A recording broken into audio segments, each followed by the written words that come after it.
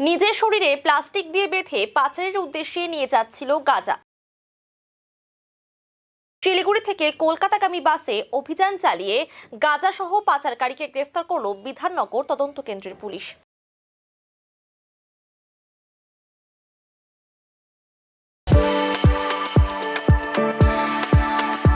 We are the dreamers, the achievers, and the leaders.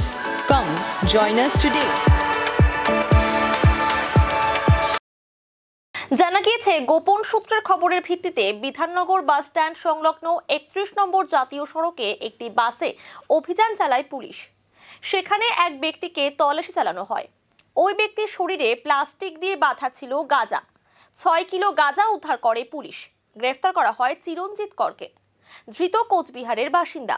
Police সূত্রে খবর, দিনহাটা থেকে কৃষ্ণনগরে নিয়ে যাওয়া হচ্ছিল গাঁজা।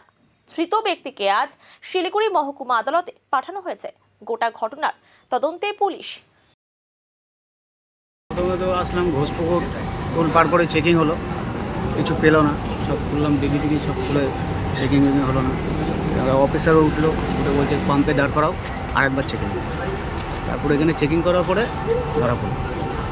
ঠিক আছে, গ্যাজা আছে শুনছি, মনে হয় শিলিগুড়িতে টিকিট কাটা প্যাসেঞ্জারই আছে। জংশনতে একাই আছে। আমরা তো ব্যাগ ট্যাগ চেকিং করি না। হ্যাঁ, যে আমরা ব্যাগ ল্যাগেজ ঢোকাইও না। না, আমরা খেয়াল করি। ব্যাগে গ্যাজা আছে, পিঠে গ্যাজা আছে, সামনে বুকে গ্যাজা আছে।